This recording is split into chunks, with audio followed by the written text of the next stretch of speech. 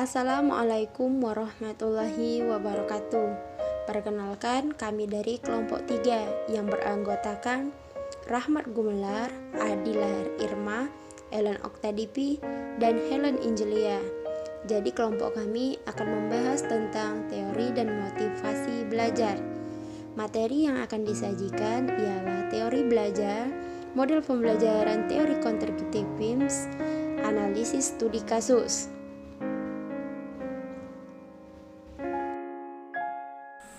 Baik, teori behavioristik merupakan bentuk tingkah laku pada siswa dalam hal kebiasaan dan pola pikir baru sebagai akibat adanya stimulus yang diberikan kemudian menjadi respon.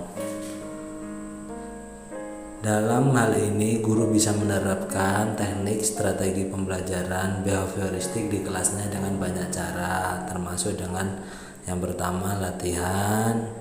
Guru bisa mempraktekkan sebuah keterampilan tertentu dengan cara menggunakan pola latihan berulang dengan dicontohkan langsung oleh guru. Yang kedua, tanya jawab. Guru bisa menggunakan pertanyaan sebagai stimulus dan jawaban sebagai respon secara bertahap atas pertanyaan yang diberikan, dan kedepannya semakin sulit dari waktu ke waktu.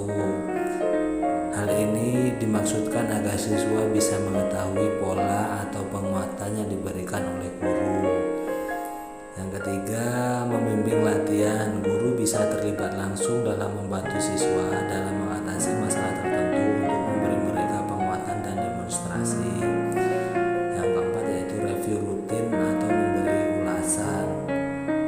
Dalam hal ini guru bisa mereview atau memberikan ulasan kepada jawaban dari peserta didik yang diberikan secara langsung. Penerapan teori ini dalam kelas bisa menggunakan sistem penilaian langsung, yaitu ketika ada siswa yang mampu menjawab pertanyaan, guru bisa memberikan penilaian dan membuat poin ketika ada peserta didik yang melakukan kesalahan-kesalahan. Yang kedua yaitu teori belajar konstruktivisme adalah teori yang meyakini bahwa pengetahuan dibentuk oleh siswa itu sendiri. Pengetahuan itu dibangun melalui pengalaman yang sudah ada dan dengan mengadaptasi informasi baru. Teori belajar konstruktivisme bisa membantu siswa untuk lebih aktif dan kreatif karena proses belajarnya tidak berfokus ke guru. Di sini guru berperan sebagai fasilitator, pemberi umpan balik, dan pengamat proses pembentukan pengetahuan. Jika dilihat ada kegiatan yang kurang sesuai dengan materi atau target pembelajaran, guru bisa mengarahkan siswa agar prosesnya berjalan dengan lancar. Contoh teori konstruktivisme dalam penerapannya di kelas yaitu guru bisa memberi materi IPA tentang minyak dan air. Setelah itu guru mengambil media air dan minyak goreng. Di situ siswa diminta melakukan percobaan sendiri dan menuliskan apa yang terjadi terhadap kedua elemen tersebut. Setelah melakukan percobaan tersebut, guru meminta siswa untuk menyimpulkan hasil percobaan tersebut dan di akhir mereka saling berdiskusi yang dipandu oleh guru. Yang terakhir yaitu teori belajar kognitif sosial, yaitu belajar dengan berfokus pada perubahan berpikir internal yang digunakan dalam upaya memahami dunia eksternal. Proses tersebut dimulai dari mempelajari tugas-tugas sederhana hingga yang kompleks. Seperti halnya ketika seseorang mengamati informasi dari perilaku orang lain, mengambil keputusan mengenai perilaku mana yang akan ditiru, dan kemudian melakukan perilaku yang menurut seorang guru itu yang baik. Penerapan teori kognitif sosial dalam pembelajaran di kelas yaitu seorang guru harus dapat menciptakan kondisi suasana yang riang dan menarik dengan cara memberikan materi yang model pembelajarannya bervariasi agar bertujuan siswa tidak jenuh saat proses pembelajaran. Contoh aktivitas berpikir kognitif sosial dengan cara mengidentifikasi, bisa membandingkan, bisa menganalisis dan sebagainya. Baik, terima kasih dan akan saya teruskan kepada teman-teman kelompok saya.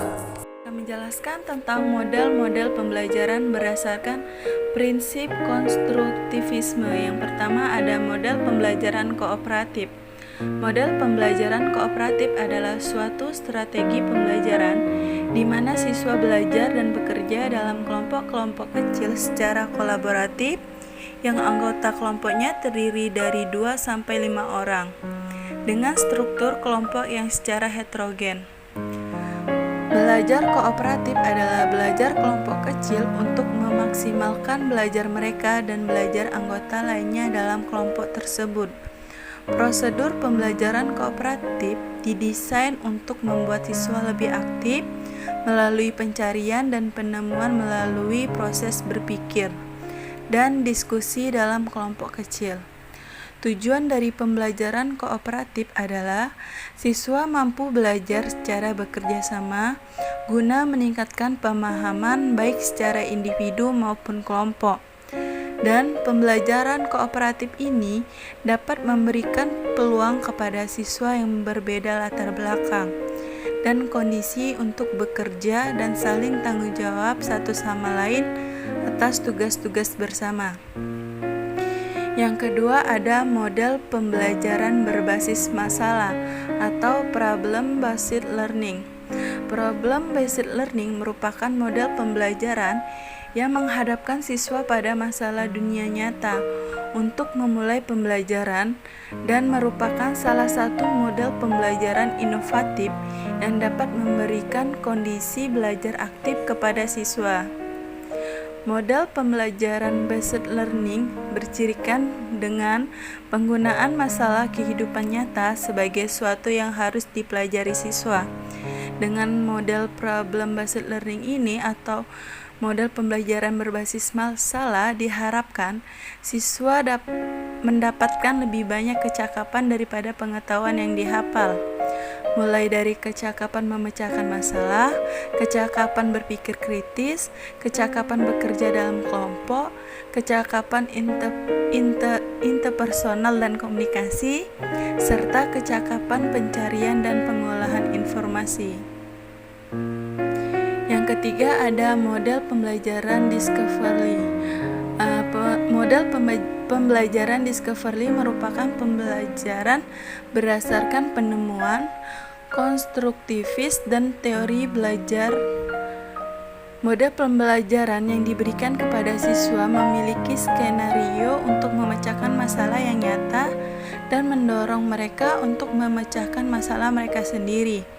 Dalam memecahkan masalah, karena ini bersifat konstruktivis, para siswa menggunakan pengalaman mereka terdahulu dalam memecahkan masalah. Model pembelajaran discovery ini memiliki ciri tersendiri, sehingga dapat ditemukan perbedaan dengan model pembelajaran lainnya.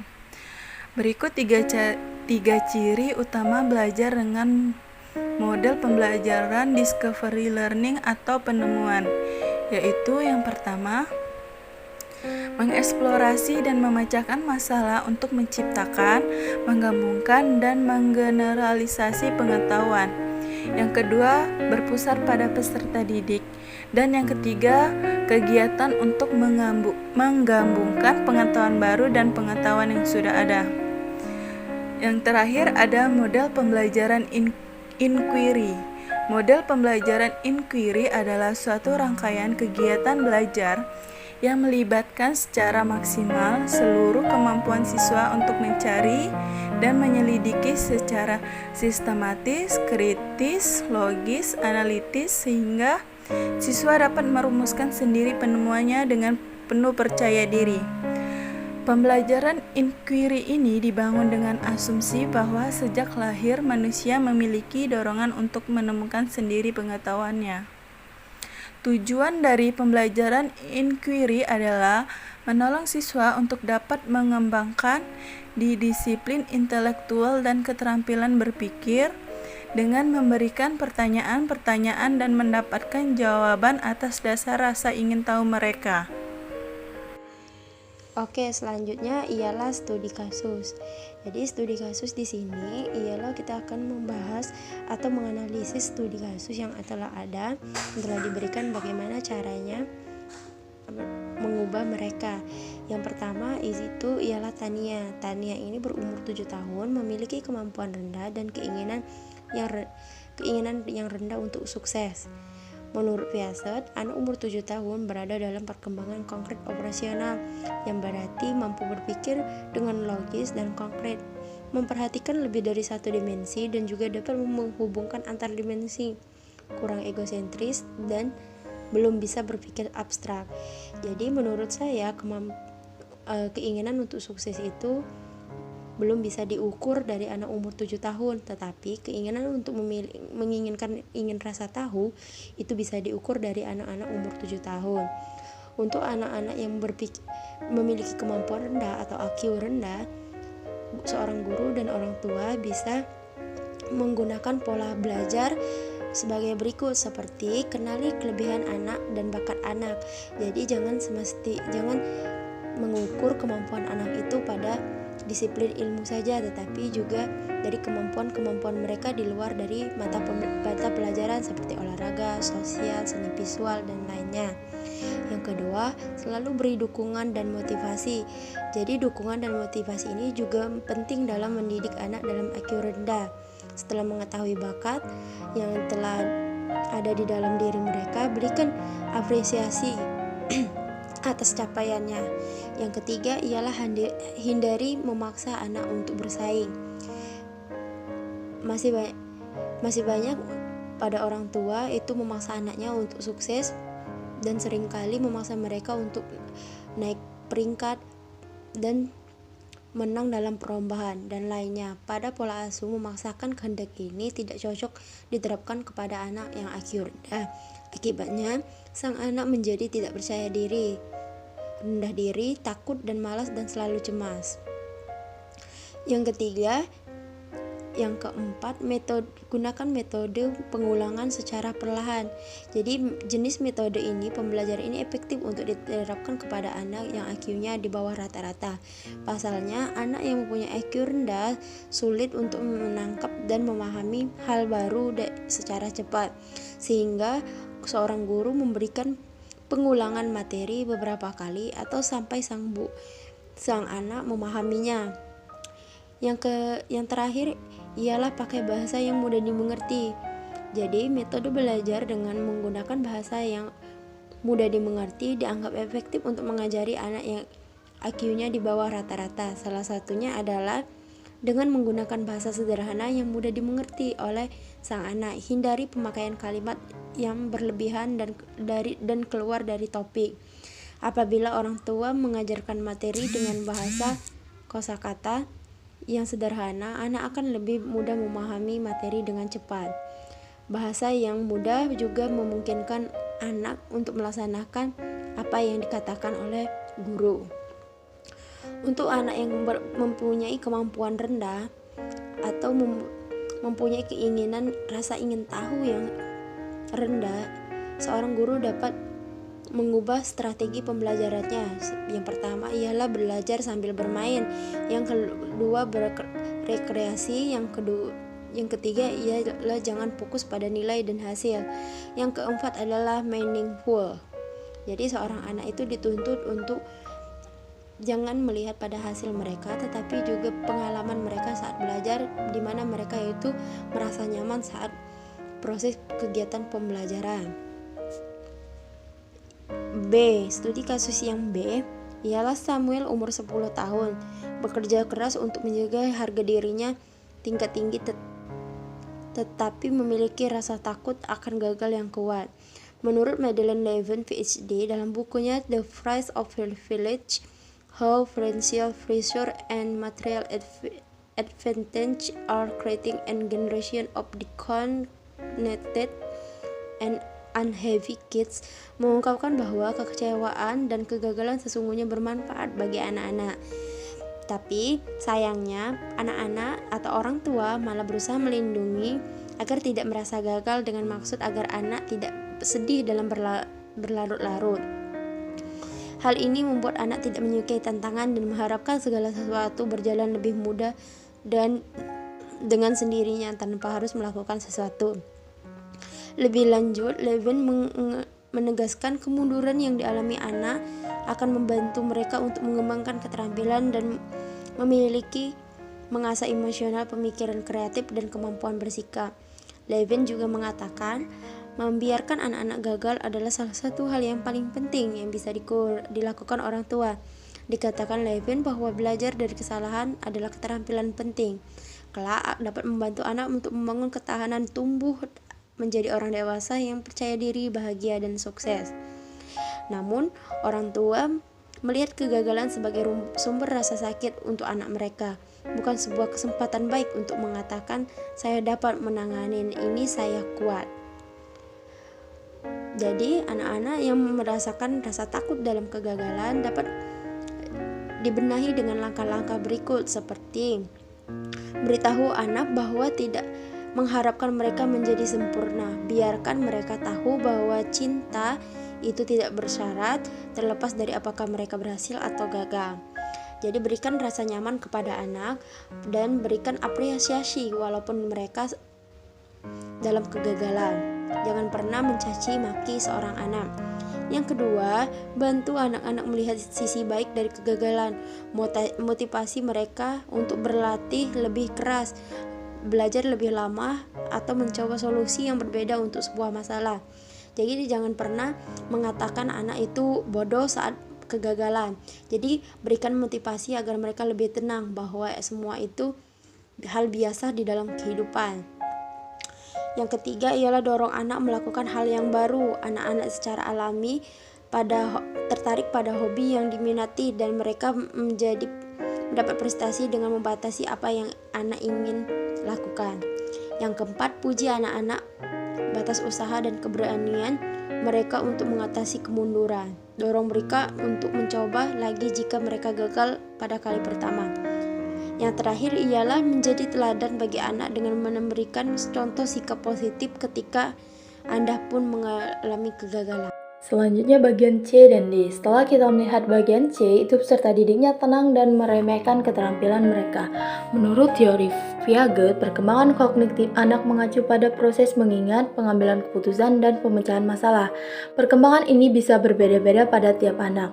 Psikologi Piaget membagi perkembangan kognitif anak pada 4 tahapan berdasarkan usia anak. Yang pertama 0-2 tahun, tahap sensor motor. Yang kedua 2-7 tahun, tahap operasional. Yang ketiga 7-12 tahun, tahap operasional konkret. Yang keempat 12 sampai dewasa, itu tahapan operasional formal. Karena Sandra berumur 13 tahun, jadi Sandra sudah bisa pada tahap operasional formal yang seharusnya sudah bisa berpikir abstrak, membayangkan peran orang dewasa, dan menyadari memperhatikan kepentingan masyarakat. Namun di sini Sandra masih tenang dan meremehkan keterampilan. Setelah kita ketahui tentang teori dan titik permasalahan terhadap peserta didik tersebut, hal pertama yang harus kita lakukan ialah melakukan koordinasi kepada orang tua Sandra yang bertujuan untuk mencari informasi yang diperlukan. Karena ada 2 faktor yang bisa menyebabkan permasalahan Sandra tersebut, yaitu faktor internal atau faktor eksternal.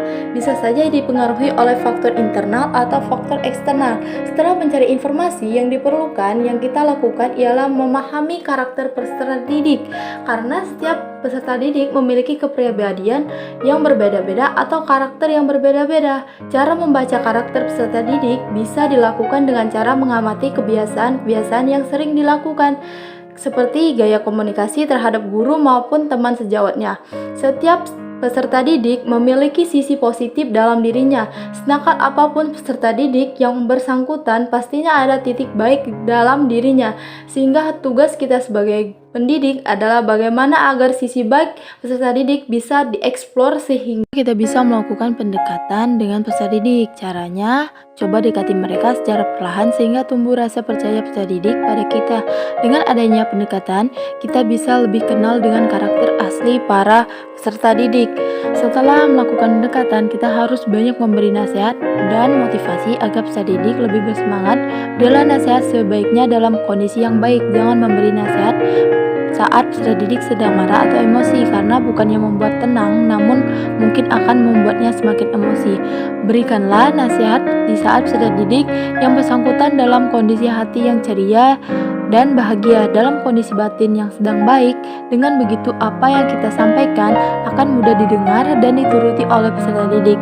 Setelah itu, gunakan metode pembelajaran yang menarik. Penggunaan metode belajar bisa menjadi tolak ukur apakah peserta didik merasa jenuh dalam aktivitas atau bahkan merasa antusias dengan metode yang digunakan.